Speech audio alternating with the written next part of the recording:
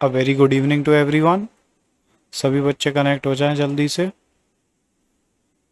है ना जी। आज हमारा लेक्चर नंबर 10 होने वाला है, जिसमें हमें डिस्कस करना है किसके बारे में, method of preparation of hello arenes के बारे में, है ना जी। किसके बारे में डिस्कस करेंगे आज हम लोग? Method of preparation of hello arenes. आप नोटिस करेंगे कि हम लोगों ने जो प्रिपरेशन पढ़े हैं अभी वो हेलो एल्केन्स के पढ़े हैं। अब हम लोग यहाँ पे हेलो एरीन्स यानी कि एराइल हैलाइड्स को फॉर्मेशन की बात कर रहे होंगे। तो आपको यहाँ पे नोटिस करना है बेटा कि हमारे लिए जो हेलो एरीन्स होते हैं, है ना जी, किसकी बात कर रहे हैं हम लोग? हेलो एरीन्स की। तो अब मैं आपको स्क्रीन लगा देता हूँ एक बार, फिर हम लोग डिस्कस करना स्टार्ट करते हैं। आई होप सभी बच्चों को स्क्रीन दिखाई दे रही होगी, है ना जी। स्क्रीन दिख रही है? अच्छा, देखिए भाई, हेलो एरीन्स की बात करते हैं। तो हेलो एरीन्स क्या होते हैं भाई? यहाँ पे हमारे लिए एक एरोमेटिक हाइड्रोकार्बन होगा, एरोमेटिक हाइड्रोकार्बन होगा। उसमें से मैं एक हाइड्रोजन को रिमूव करूंगा, उसमें से मैं एक हाइड्रोजन को रिमूव करूंगा और उसकी जगह पे क्या सब्स्टिट्यूट कर दूंगा? एक हैलोजन आटम। तो यहाँ पे किसका फॉर्मेशन हो जाएगा? अराइल हैलाइड्स का फॉर्मेशन हो जाएगा। इनके क्लासिफिकेशन हम लोग ऑलरेडी देख चुके हैं प्रीवियस लेक्चर्स में। अब हम लोग इनकी मेथड ऑफ प्रिपरेशन की बात करने वाले हैं बेटा। किसकी बात करेंगे? मेथड ऑफ प्रिपरेशन की। तो देखिए भाई, स्टार्ट करते हैं हम लोग method of preparation of hello arenes. Method of preparation of hello arenes, आप अपनी कॉपी में नोटबुक में हेडिंग लिखेंगे, methods of preparation of hello arenes. ठीक है भाई, method of preparation of hello arenes पढ़ना है हमें, है ना जी। अब यहाँ पे आप नोटिस करेंगे कि इसमें हमारे पास बनाने के कई सारे तरीके होते हैं, जिनमें से मैं आपको सबसे पहला तरीका बताने वाला हूं, जो कि होगा हमारे लिए क्या? Direct halogenation on aromatic ring, है ना जी। सबसे पहले हेडिंग हम लोग क्या पढ़ेंगे? डायरेक्ट हेलोजिनेशन के बारे में पढ़ने वाले हैं। Direct halogenation on aromatic ring, ये हमें पढ़ना है भाई।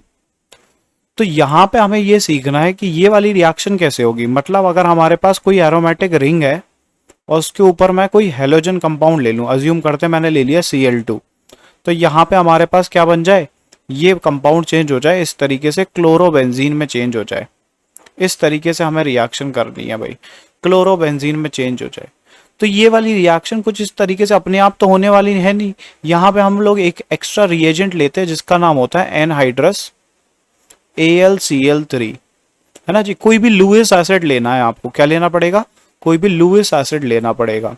उसकी केस में ये वाली रिएक्शन होती है। तो इसकी मैकेनिज्म भी जानना हमारे लिए बहुत ज़रूरी है, किस तरीके से ये रिएक्शन प्रोसीड हो रही होगी। तो आपको हमेशा याद रखनी है कि जब भी एरोमेटिक हाइड्रोकार्बन होते हैं, एरोमेटिक हाइड्रोकार्बन, ये क्या प्रीफर करते हैं? Prefers which reaction? Electrophilic substitution reaction. Electrophilic substitution reaction. वो कौन सी सब्स्टिट्यूशन रिएक्शन प्रीफर करने वाले हैं? इलेक्ट्रोफाइल के थ्रू। फॉर एग्जाम्पल, मैं आपको इसकी जनरल मैकेनिज्म समझाता हूं, उससे आपको समझ में आएगा, है ना जी। जनरल मैकेनिज्म से हम लोग इसको स्टडी करेंगे। सबसे पहले क्या होता है, हमारे पास एक बेंजीन की रिंग है ना जी। ये रही बेंजीन की रिंग मेरे पास। फिर यहां पे हम लोग इंट्रोड्यूस करते हैं एक इलेक्ट्रोफाइल को। किसको इंट्रोड्यूस करेंगे बेटा जी? एक इलेक्ट्रोफाइल को। और आपको ये पता होना चाहिए कि इसके पास, बेंजीन के पास भर भर के पाई इलेक्ट्रॉन डेंसिटी है। इसकी चर्चा हमने जीओसी में की थी। मैं एक बार और बताता हूं आपको, फिर से ध्यान से देखिए कि अगर हमारे पास बेंजीन है और ये एक एरोमेटिक हाइड्रोकार्बन है, तो ये प्लेनर होगा। इस तरीके से मैंने एक प्लेन बनाया, उसमें क्या होगा भाई? इस तरीके से हमारे लिए बेंजीन के 6 कार्बन एटम रखे होंगे यहाँ पे हेक्सागोन के फॉर्म में। ये रखे हैं भाई 6 कार्बन एटम इस प्लेन में, कोई प्रॉब्लम तो नहीं है। ये सभी सिग्मा बॉन्ड को डिनोट कर रहे हैं। ये हार्ड लाइन जो मैंने बनाई है, ये किसको डिनोट कर रही है? सिग्मा बॉन्ड को। फिर यहाँ पे क्या होगा बेटा? p ऑर्बिटल्स होंगी, जिनके बीच में ऑल्टरनेटिव पाई बॉन्ड का फॉर्मेशन हो रहा है, कॉन्जुगेटेड पाई बॉन्ड का फॉर्मेशन हो रहा है। तो आपको पता है यहाँ पे क्या प्रेजेंट है? यहाँ पे p ऑर्बिटल्स भी प्रेजेंट है कुछ इस तरीके से। ये क्या प्रेजेंट है, p ऑर्बिटल्स भी प्रेजेंट है। और इन p ऑर्बिटल्स के बीच में क्या हो रही है, ओवरलैपिंग हो रही है। ये इसके साथ ओवरलैप कर रहा है, ये इसके साथ ओवरलैप कर रहा है, और ये इसके साथ ओवरलैप कर रहा है।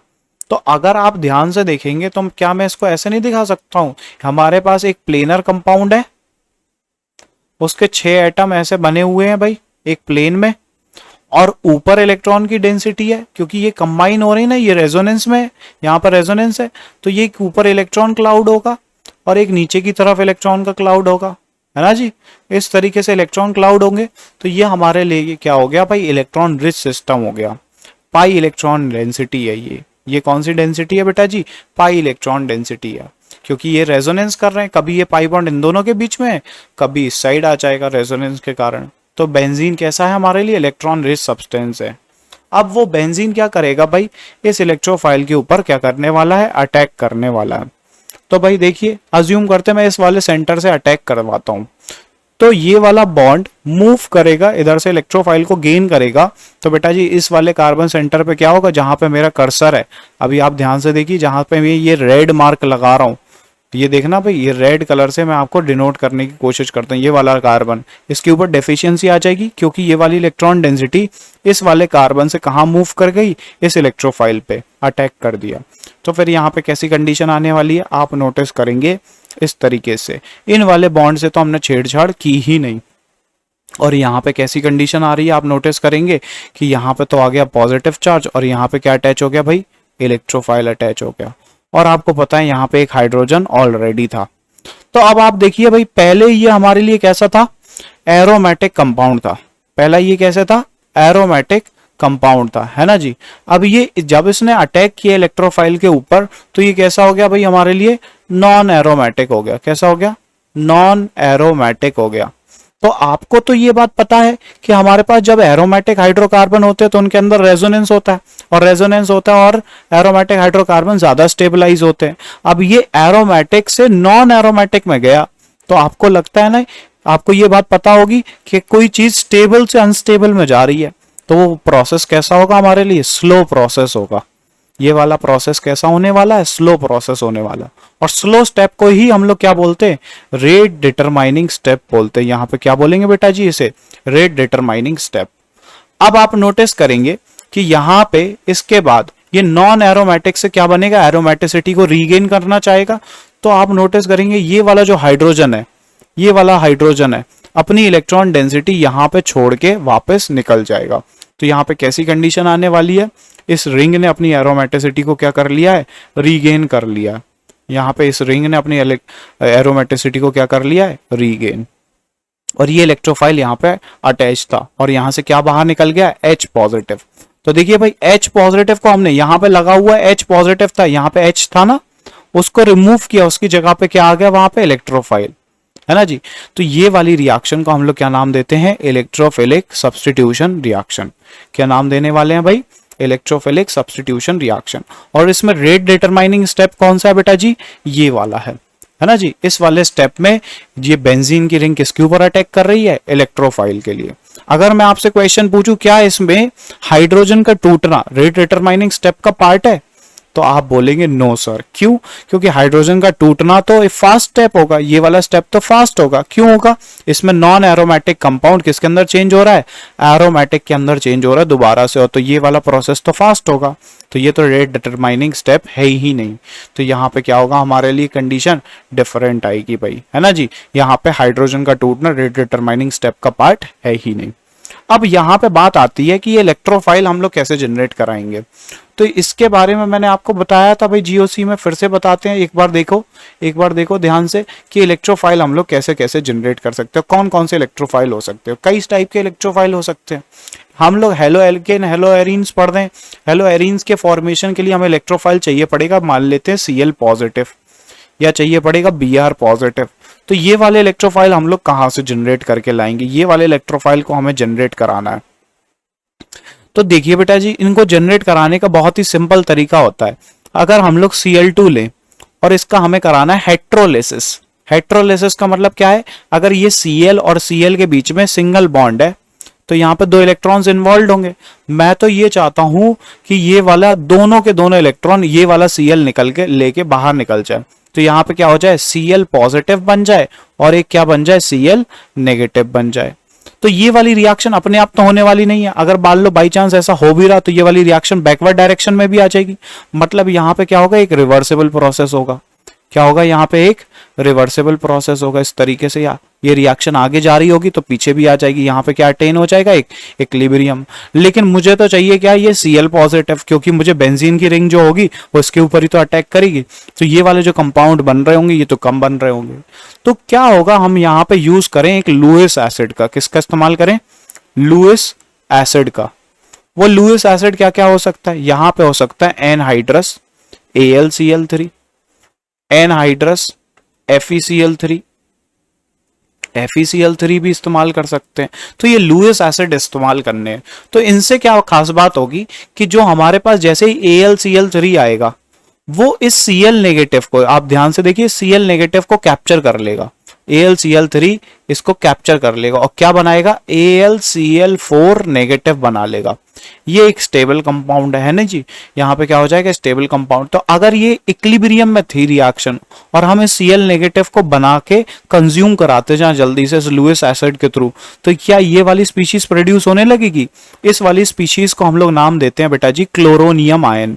क्या नाम देंगे, क्लोरोनियम आयन, है ना जी। क्लोरोनियम आयन का जनरेशन हो जाएगा। क्यों, क्योंकि जैसे हमने लुईस एसिड लिया, लुईस एसिड क्या करता है, इस Cl नेगेटिव को कंज्यूम करने लगता है और यहाँ पे AlCl4 नेगेटिव बन जाएगा। तो अकॉर्डिंग टू ली-चैटलियर प्रिंसिपल ये वाला इक्विलिब्रियम कहाँ शिफ्ट होने लगेगा, फॉरवर्ड डायरेक्शन में। और हमारे लिए क्या बनने लगेंगे बेटा जी, क्लोरोनियम आयन का फॉर्मेशन होने लगेगा। इसलिए यहाँ पे हमने लुईस एसिड का इस्तेमाल किया है। तो आपको समझ में आएगा कि अगर हम लोग को ये वाली रिएक्शन करानी है, मान लेते हैं यहाँ पे हम लोग देखते हैं एक बार ये वाली रिएक्शन करके देखते हैं कैसे होगी। तो यहाँ पे हमारे पास है प्रेजेंट, ये देखिए भाई, ये बेंजीन की रिंग है। इस बेंजीन की रिंग के ऊपर मैंने क्या डाल दिया भाई, मान लेते हैं, अज्यूम करते हैं मैंने डाल दिया Cl2 डाल दिया और साथ में क्या ले लिया है, एनहाइड्रस AlCl3 ले लिया है। कोई भी लुईस एसिड यूज कर सकते हैं। और उसके बाद मैंने क्या किया, इसे हीट कर दिया। तो फिर यहाँ पे क्या होगा, आप नोटिस करेंगे यहाँ पे प्रोड्यूस हो जाएगा हमारे लिए क्लोरोबेंजीन। क्या प्रोड्यूस हो जाएगा, क्लोरोबेंजीन। ठीक है भाई, इसकी मैकेनिज्म भी बिल्कुल सेम टू सेम वैसी होगी जैसी हमने अभी जनरल मैकेनिज्म देखी थी। मैं आपको लिख के भी बता देता हूं कैसे। फिर से एक बार देखते हैं मैकेनिज्म, फिर से मैकेनिज्म देख लेते हैं एक बार, क्योंकि यहाँ पे मैं आपको एक स्टेप बताऊंगा जो कि बहुत इंपॉर्टेंट होगा। देखिए भाई क्या होगा, अब आप यहाँ पे नोटिस करेंगे हमारे पास मैकेनिज्म में क्या हो रहा है कि बेंजीन की रिंग है प्रेजेंट। अच्छा जी, वो बेंजीन की रिंग किसके ऊपर अटैक करने वाली है, क्लोरोनियम आयन के ऊपर, Cl पॉजिटिव के ऊपर अटैक करने वाली। अब आपके मन में क्वेश्चन आएगा, सर ये आया कहां से, इसको अभी तो देखा था जनरेशन, इसको बनाया कैसे था हमने, कुछ इस तरीके से बनाया था कि जब हमारे पास Cl2 था उसकी रिएक्शन एनहाइड्रस AlCl3 के साथ हो रही थी। तो यहां पे क्या बन रहा था, Cl पॉजिटिव और एक कंपाउंड बाहर निकल रहा था जो कि क्या था, AlCl4 नेगेटिव। तो ये क्लोरोनियम आयन जनरेट हो गया। अब ये वाली इलेक्ट्रॉन डेंसिटी जाके इसके ऊपर अटैक करेगी। तो फिर यहाँ पे कैसी कंडीशन आने वाली है बेटा जी, आप समझेंगे कुछ इस तरीके से बन जाएगा। यहाँ पे क्या होगा, यहाँ पे पॉजिटिव चार्ज आ गया, यहाँ पे हाइड्रोजन तो था ही, और यहाँ पे क्या आ गया, क्लोरीन आ गया, और इस तरीके से बन गया, है ना जी। अब क्या होगा, ये तो हमारे लिए रेट डिटरमाइनिंग स्टेप होगा, क्योंकि ये किस में चेंज हो रहा है, एरोमेटिक से नॉन एरोमेटिक के अंदर। ये एरोमेटिक है कंपाउंड और ये कैसा है, नॉन एरोमेटिक है। तो यही तो स्लो स्टेप होगा, है ना जी। ये वाला स्टेप कैसा होने वाला है, स्लो स्टेप होने वाला है। यही हमारे लिए रेट डिटरमाइनिंग स्टेप होगा। इसके बाद क्या करेंगे हम लोग, यहाँ पे आप नोटिस करेंगे ये वाली रिंग अपनी एरोमेटिसिटी क्या करनी चाहेगी, रीगेन करनी चाहेगी। तो क्या होगा, ये वाला हाइड्रोजन अपनी इलेक्ट्रॉन डेंसिटी को यहाँ छोड़ के जाने वाला है। तो फिर यहाँ पे क्या होगा भाई, इस तरीके से हमारे लिए H पॉजिटिव बाहर निकल जाएगा, H पॉजिटिव बाहर निकल जाएगा। तो फिर यहाँ पे क्या आ जाएगा, Cl, और यहाँ पे क्या आ जाएगा, H पॉजिटिव बाहर निकल गया। ठीक है जी। तो ये क्या हुआ, रिएक्शन, इस रिएक्शन की मैकेनिज्म हो गई। अब मेरा क्वेश्चन तो ये है कि जब ये कंपाउंड बन गया, जब ये वाला कंपाउंड बन गया, ये वाले कंपाउंड का फॉर्मेशन हो गया, और रिएक्शन में ऐसा तो होगा नहीं कि सिर्फ एक ही Cl पॉजिटिव जनरेट हुआ, ये वाले Cl पॉजिटिव तो कई सारे जनरेट हुए होंगे, तो आपको ये बताना है क्या ये Cl पॉजिटिव फिर से अटैक कर सकता है, ये वाली रिंग इस Cl पॉजिटिव पे फिर से अटैक कर सकती है क्या? हाँ जी बिल्कुल हो सकता है, Cl पॉजिटिव पे फिर से अटैक हो सकता है। तो यहाँ पे बात तो यही आती है कि ये Cl जो बनाया है, ये जो Cl है, ये कैसा ग्रुप होता है हमारे लिए, ऑर्थो पैरा डायरेक्टिंग होता है या फिर मेटा डायरेक्टिंग होता है? तो आपको पता होना चाहिए कि हमारे पास Cl जो होता है वो कैसा होता है भाई, ये वाला होता है हमारे लिए ऑर्थो एंड पैरा डायरेक्टिंग होता है। तो जो अब अगला अटैक होने वाला है ना भाई, है ना भाई, वो कैसा होगा भाई, ऑर्थो से होगा या फिर पैरा से होगा। तो जो फिर अब फिर से Cl अटैच होने वाला है वो कहां से अटैच होगा, या तो यहां से अटैच होगा या फिर कहां से अटैच होगा, पैरा से अटैच होगा। इन दोनों में भी अगर मैं आपसे मेजर माइनर पूछ लूं, इन दोनों में भी अगर मैं आपसे मेजर माइनर पूछ लूं, तो आप आंसर क्या देंगे? आप बोलेंगे सर पैरा वाला हमारे लिए, ये पैरा प्रोडक्ट जो है ना जी, ये क्या होने वाला है, मेजर होने वाला पैरा प्रोडक्ट है, और ये वाला कौन सा है, ऑर्थो प्रोडक्ट है। तो ये तो हमारे लिए माइनर होगा, और ये वाला कैसा होगा हमारे लिए, मेजर होगा। ये वाला कैसा होने वाला है बेटा जी, मेजर होने वाला है। इसका रीजन क्या है, इसका रीजन क्या है, इसका रीजन है हिंड्रेंस। इसका रीजन क्या देते हैं हम लोग, हिंड्रेंस। क्योंकि आपने ये लिखने में तो कुछ नहीं किया, लेकिन आप सोचो यहाँ पे इतना बड़ा बल्कि ग्रुप है और इतना बल्कि ग्रुप ये है, तो फिर यहाँ पे क्या होगा, रिपल्शन हो जाएगा बेटा जी, रिपल्शन हो जाएगा। तो फिर क्या होगा, यहाँ पे स्टेरिक रिपल्शन की वजह से ये वाला क्या हो जाता है, अनस्टेबल। तो स्टेरिक हिंड्रेंस की वजह से ये वाला कंपाउंड कैसा बनता है, माइनर, और ये वाला कंपाउंड कैसा बनेगा, मेजर। क्योंकि यहाँ पे तो रिपल्शन क्या है भाई, कम हो गया ना, आमने सामने आ गए ग्रुप बड़े, बल्कि Cl का साइज तो बड़ा होता है ना जी, कार्बन के कंपैरिजन में। तो ये हमारे लिए प्रोसेस हो रहा है, तो ये न्यूक्लियर हेलोजेनेशन भी बोलते हैं हम इसे बेटा जी, ठीक है। इसी तरीके से आप ब्रोमिनेशन भी करा सकते हैं, ब्रोमिनेशन करा लीजिए।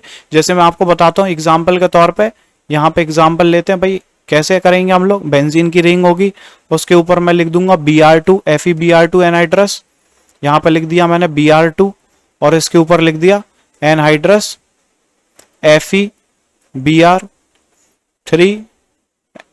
तो फिर क्या प्रोड्यूस होगा, तो आप बताएंगे सर यहाँ पे तो ब्रोमो बेंजीन बनने वाला है। क्या बनने वाला है, ब्रोमो बेंजीन। यहाँ पे किसका फॉर्मेशन हो जाएगा, ब्रोमो बेंजीन का, और क्या हो जाएगा, HBr बाहर निकल जाएगा। ठीक है भाई, इस तरीके से हमारे पास रिएक्शन होती है। इसके अलावा अब हम लोग जो पढ़ने जा रहे हैं, अब देखिए भाई, ये ब्रोमीन को ही मैं एक्सेस में ले लेता, मान लेते यहीं पे मैंने ये वाली रिएक्शन दी, तो आप इसमें कंफ्यूज नहीं होना। Br2 मैंने किस में दे दिया, यहाँ पे एक्सेस में दे दिया, और यहाँ पे लिखा वही same to same anhydrous FeBr3। तो आप यहाँ पे कंफ्यूज नहीं होना, अगर मैं ये वाला प्रोडक्ट बना दूं तो यहाँ पे हमारे लिए 2 Br ग्रुप आ जाएंगे, क्योंकि Br भी हमारे लिए कैसा है, ऑर्थो पैरा डायरेक्टिंग होते हैं, हेलोजेंस हमारे लिए वीकली एक्टिवेटिंग होते हैं, है ना जी। तो फिर ये हमारे लिए क्या हो गए, Br यहाँ पे आ गए। इस तरीके से हमारे लिए कंपाउंड का फॉर्मेशन हो जाएगा। ठीक है भाई, इसी तरीके से अगर मैं आपको एक क्वेश्चन दूं, आप उसे सॉल्व करने की कोशिश करना बेटा जी। ये रहा क्वेश्चन, बहुत सिंपल सा क्वेश्चन है, फिर उसका आंसर हम लोग देखते हैं क्या आएगा।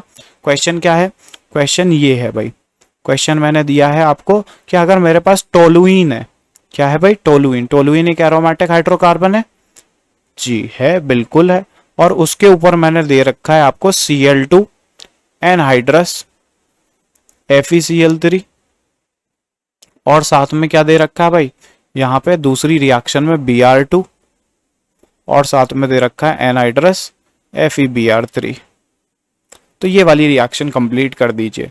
तो आप यहाँ पर प्रोडक्ट क्या बनाएंगे भाई, आपको पता है ये एक लुइस एसिड है, इसके साथ कंबाइन हो जाएगा तो Cl पॉजिटिव का जनरेट करने वाला है, ये Cl पॉजिटिव जनरेट होगा। तो CH3 कैसा होता है हमारे लिए, ऑर्थो पैरा डायरेक्टिंग होता है। तो यहाँ पे क्या प्रोडक्ट फॉर्म होंगे, 2 तरीके के प्रोडक्ट फॉर्म होने वाले हैं। एक तो ऑर्थो सब्सटीट्यूटेड प्रोडक्ट बनेंगे, CH3 है और यहाँ पे Cl आ जाएगा, और एक क्या होगा भाई, CH3 है और पैरा पोजिशन पे Cl आ जाएगा। इस तरीके से हमारे लिए प्रोडक्ट का फॉर्मेशन हो जाएगा, और साथ में HCl भी बाहर निकलेगा। ये वाले प्रोडक्ट बन सकते हैं। सिमिलरली ब्रोमिनेशन भी हो सकता है, यहाँ पे क्या होगा, CH3, यहाँ पे Br आ सकता है, यहाँ पे क्या आ सकता है बेटा जी, Br ऑर्थो पोजीशन पे, और क्या होगा CH3 पैरा पोजीशन पे Br आ सकता है।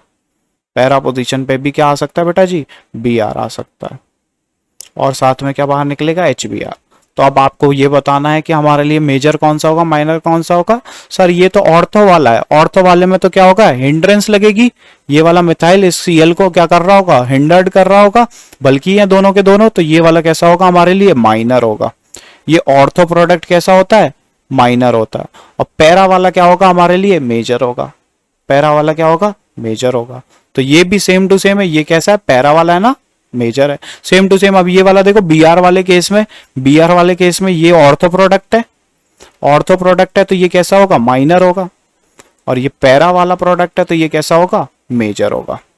बहुत सिंपल सा था हमारे लिए कॉन्सेप्ट, ये आज हम लोगों ने सीखा है ना जी। इसके बाद मैं आपको एक और प्रोसेस बताता हूं। मान लेते हैं अगर हम लोग क्या करते हैं, सेम टू सेम किसके साथ करते हैं भाई, मान लेते हैं हम लोग आयोडीन के साथ करते हैं। किसके साथ करते हैं, आयोडीन के साथ करते हैं। तो क्या होगा, तो क्या होने वाला है, देखिए भाई, अगर हम लोग आयोडीन के साथ करने वाले हैं तो आयोडीन के साथ जब आप करोगे तो एक रिवर्सिबल रिएक्शन आपको ऑब्जर्व होगी। वो कौन सी रिएक्शन है मैं आपको बताता हूँ। यहाँ पे देखिए भाई, इस तरीके से अगर मैंने आयोडीन के साथ कर दी ये रिएक्शन, मान लेते बेंजीन लिया, उसके ऊपर क्या किया, आयोडीन की रिएक्शन कर दी, ये I2 की रिएक्शन कर दी, तो भाई आयोडोबेंजीन का फॉर्मेशन होगा, लेकिन वो रिवर्सिबल रिएक्शन होगी। क्यों, क्योंकि आयोडोबेंजीन के साथ साथ जो बन रहा है कंपाउंड वो कौन सा है भाई, HI है। और HI जब बन गया तो वो तो टूटना चाहता है, वो वापस चली जाएगी, रिएक्शन रिवर्स चली जाएगी। तो इसीलिए हमारे लिए ये रिएक्शन किस में हो रही है, इक्विलिब्रियम में हो रही है। अगर आपको इसी तरीके से बनाना भी है बेटा, तो आप क्या करेंगे, अगर इस HI को कंज्यूम कराने लगे according to Le Chatelier principle, तो फिर आयोडोबेंजीन का फॉर्मेशन होने लगेगा। तो हम यहाँ पे इस HI को कंज्यूम कैसे करा सकते हैं, ये वाला स्टेप तो मैंने शायद आपको पहले भी बताया था कि आप HI के साथ में क्या डाल दीजिए भाई, HiO4 डाल दीजिए, आयोडिक एसिड का इस्तेमाल कर दीजिए। ये कौन सा एसिड बताया था, आयोडिक एसिड। तो फिर ये HI को कंज्यूम करने लगेगा और according to Le Chatelier principle reaction कहाँ मूव करने लगेगी, फॉरवर्ड डायरेक्शन में। तो यहाँ पे क्या होगा हमारे लिए, H2O बन जाएगा और साथ में कौन सी गैस बन जाएगी बेटा, I2 गैस बन जाएगी। इस HI को कंज्यूम करने पे ये रिएक्शन फॉरवर्ड डायरेक्शन में मूव करने लगी। इसके अलावा आप आयोडिक एसिड तो कर ही सकते हैं, नाइट्रिक एसिड भी इस्तेमाल कर सकते हैं, है ना जी। नाइट्रिक एसिड का भी इस्तेमाल कर सकते हैं, आयोडिक एसिड की जगह पे क्या इस्तेमाल कर लीजिए, नाइट्रिक एसिड, नहीं तो मर्क्यूरिक ऑक्साइड इस्तेमाल कर लीजिए। कैसे, देखिए भाई, अगर ये HI है हमारे लिए, इसके साथ में हमने रिएक्शन की है किसकी, HNO3 की। HNO3 क्या होता है, नाइट्रिक एसिड, नाइट्रिक एसिड। तो फिर क्या होगा, आप नोटिस करेंगे यहाँ पे NO2 गैस बाहर निकलेगी, NO2 गैस बाहर निकलेगी और H2O और फिर I2। अब आपके लिए क्वेश्चन तो ये है, NO2 गैस का आप कलर किस में बताएंगे भाई, कमेंट्स में बताएंगे, ठीक है जी। NO2 गैस का कलर आपको किस में बताना है, कमेंट्स में बताना है। उसके बाद देखते हैं हम लोग ये वाली रिएक्शन, इस तरीके से हम HI को कंज्यूम करा सकते हैं आयोडिक एसिड के साथ में और नाइट्रिक एसिड के साथ में। अब देखिए अगला देखते हैं हम लोग HI को और कैसे कंज्यूम करा सकते हैं भाई, मर्क्यूरिक ऑक्साइड के साथ में। मर्क्यूरिक ऑक्साइड ये क्या है हमारे लिए, मर्क्यूरिक ऑक्साइड, इसके साथ में भी कंबाइन करा सकते हैं। तो क्या बन जाएगा बेटा जी, यहाँ पे हमारे लिए HgI2 बन जाएगा, है ना जी। और क्या बन जाएगा, H2O बन जाएगा, H2O बन जाएगा। तो ये आपको समझ में आई होगी रिएक्शन। अच्छा जी, अगर मैं आपसे पूछूं कि आप फ्लोरोबेंजीन बना सकते हैं, तो फ्लोरोबेंजीन मत बनाना। क्या रीजन क्या देंगे, fluorobenzene can not be prepared, fluorination नहीं करेंगे, फ्लोरीन का इस्तेमाल नहीं करना है, फ्लोरीन का इस्तेमाल नहीं करना है। क्यों नहीं करना है, इसका बहुत सिंपल सा रीजन है, क्योंकि ये रिएक्शन कैसे होगी, वायोलेंट होगी। वायलेंट मतलब बहुत धमाकेदार होगी, वायलेंट होगी, अनकंट्रोल्ड होगी रिएक्शन, है ना भाई।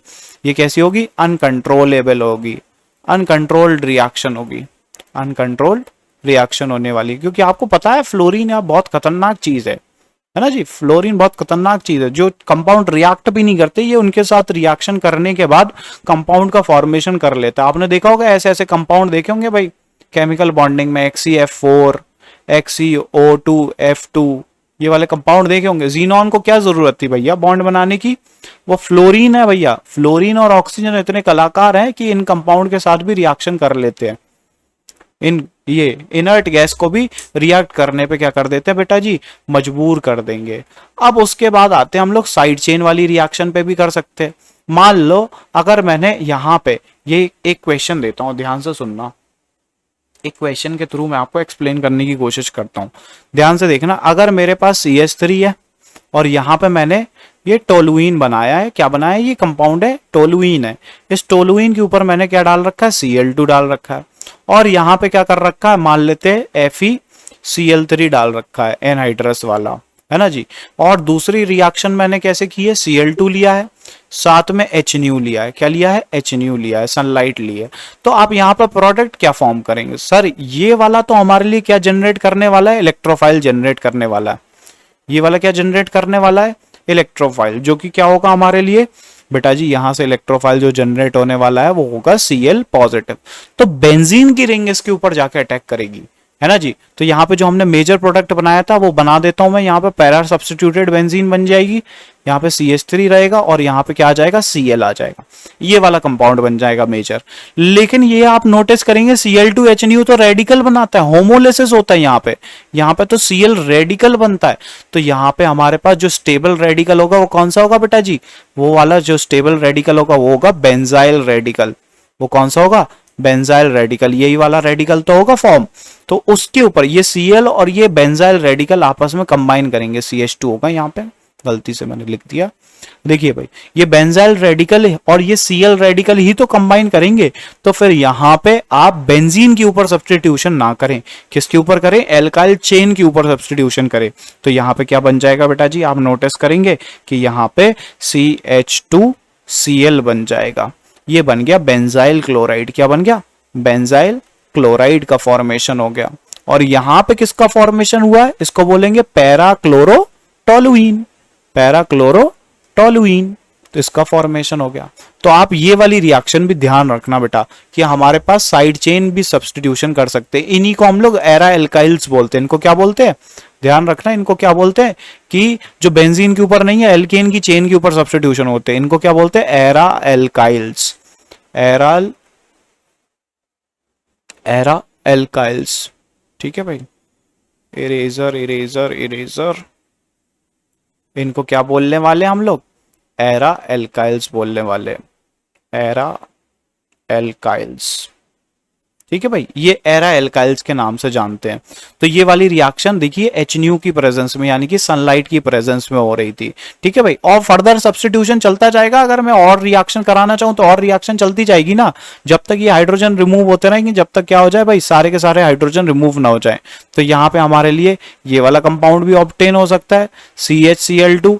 और भी आगे चल सकती है रिएक्शन, क्योंकि आपको पता है ये वाली रिएक्शन फ्री रेडिकल पाथवे से जाती है और मल्टीपल टाइम, मतलब यहाँ पे चेन रिएक्शन चल रही होगी। तो यहाँ पे तब तक चलती रहेगी जब तक सारे के सारे हाइड्रोजन क्या हो जाए, सब्स्टिट्यूट ना हो जाए। इसका नाम क्या हो जाएगा बेटा जी, बताइए, मैंने आपको बताया था याद करने का तरीका। ये तो बेंजाइल ग्रुप है, तो ये कौन सा ग्रुप है, बेंजल ग्रुप है, इसका नाम हो जाता है बेंजल डाइक्लोराइड। इसका नाम क्या होता है, बेंजल डाइक्लोराइड। और इसका नाम क्या हो जाएगा, बेंजो ग्रुप है ये, तो इसका नाम हो जाएगा बेंजो ट्राइक्लोराइड। ये कॉमन नेम लिख रहा हूं मैं बेटा जी, बेंजो ट्राइक्लोराइड, ये कॉमन नेम है, आप याद कर लीजिए। क्योंकि हमने पिछले ही लेक्चर में, या सॉरी प्रीवियस लेक्चर में हम लोगों ने डिस्कस किया था कि ये वाला जो ग्रुप होता है हमारे लिए CH2 सिंगल बॉन्ड और यहाँ पे PH, इसको बोलते हैं हम लोग बेंजाइल। इसको क्या बोलते हैं, बेंजाइल। PH क्या रिप्रेजेंट कर रहा है, फिनाइल रिंग को, है ना जी। और यहाँ पे CH और 2 बॉन्ड खाली है और PH है साथ में, तो इसको बोलते हैं बेंजल। क्या बोलने वाले हैं, बेंजल। और अगर कार्बन की तीनों के तीनों वैलेंसी किसी ग्रुप से अटैच है और वो PH से अटैच है, तो इसको हम लोग क्या नाम देते हैं, बेंजो। क्या नाम देते हैं, बेंजो। ये बेंजाइल है, ये बेंजल है, और ये क्या है, बेंजो। तो ये बेंजो ट्राइक्लोराइड तक चला जाएगा, ये वाली रिएक्शन हो जाएगी, है ना जी। इस तरीके से रिएक्शन हो सकती है। अब मान लो मैं आपको एक क्वेश्चन दूं तो आप उसको सॉल्व करने की कोशिश करना, है ना जी। उसमें एग्जॉस्टिव हेलोजेनेशन करना है आपको, एग्जॉस्टिव हेलोजेनेशन करना है। ठीक है भाई, क्वेश्चन क्या दिया मैंने यहाँ पे दे दिया, मान लेते टोलुइन की जगह मैंने दे दिया इथाइल बेंजीन, CH2 CH3, और यहाँ पे दे दिया भाई PH, ये वाला दे दिया। और इसके ऊपर बोल दिया भैया Cl2 है एक्सेस में, Cl2 किस में है, एक्सेस में, और HNu लिख दिया।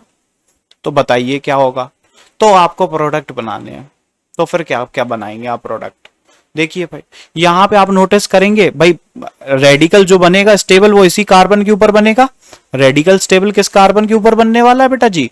इस वाले कार्बन के ऊपर बनने वाला है। क्यों? क्योंकि अगर इसके ऊपर रेडिकल बनेगा भाई, इसके ऊपर रेडिकल बनेगा इस वाले कार्बन के ऊपर, तो फिर क्या होगा, ये बेंजीन के साथ रेजोनेंस में रहेगा ना वो रेडिकल, तो स्टेबलाइज रहेगा।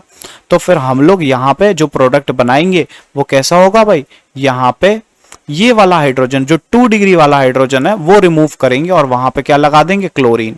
यहाँ पे एक हाइड्रोजन रहेगा, एक क्या आ जाएगा, क्लोरीन, और यहाँ पे क्या आ जाएगा, CH3।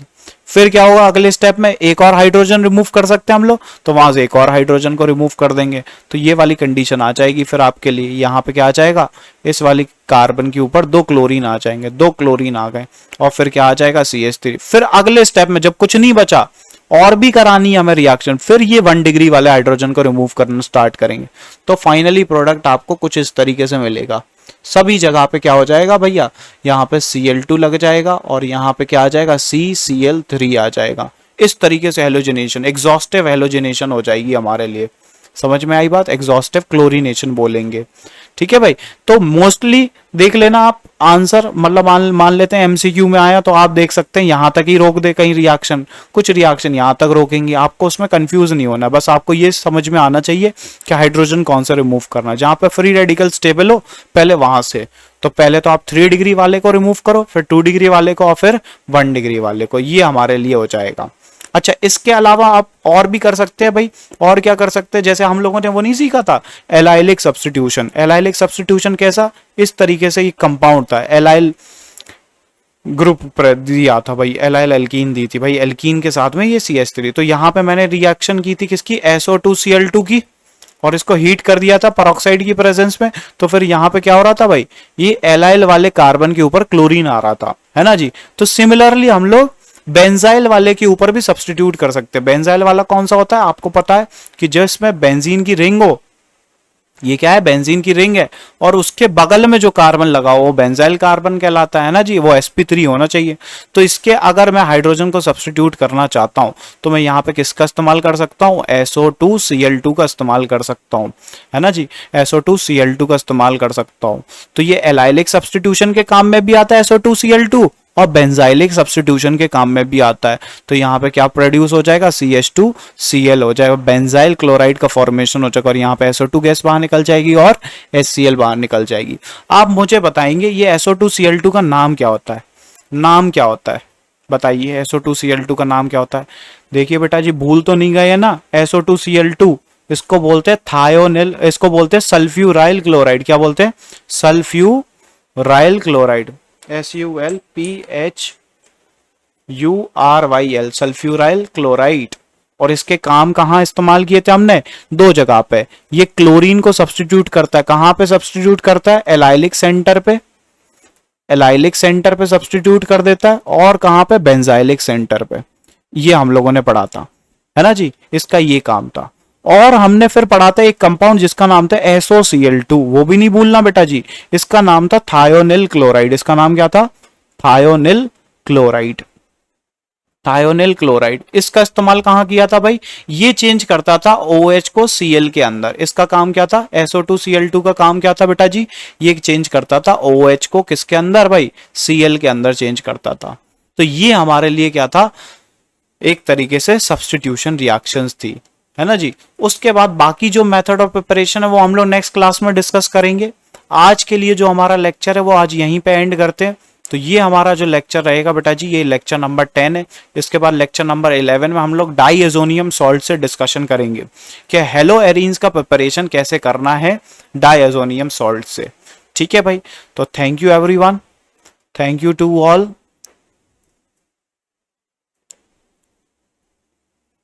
और हैप्पी लर्निंग बेटा जी, है ना जी। आप सभी को अगर कंटेंट पसंद आ रहा है तो लाइक कर दीजिए, शेयर कर दीजिए, सब्सक्राइब कर दीजिए, है ना जी। इसी से मुझे मोटिवेशन मिलता है। मैं आपके लिए बहुत ही इंपॉर्टेंट कॉन्सेप्ट लेकर आऊँगा, सारे के सारे क्वेश्चन हम लोग सॉल्व भी करेंगे, ठीक है भाई।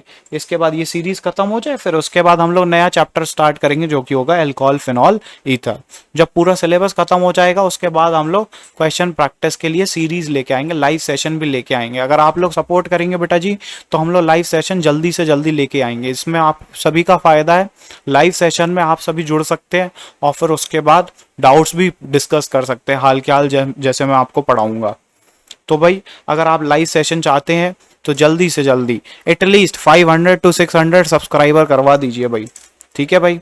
500 to 600 सब्सक्राइबर्स के बाद ही मैं आपको लाइव वीडियोस दूंगा और उसके बाद क्वालिटी कंटेंट आएगा। अभी तो ये ट्रेलर चल रहा है बेटा जी, ठीक है भाई, ठीक है भाई, है ना जी। तो आज के लिए इतना ही करते हैं बेटा जी। Happy learning to all, thank you everyone, bye.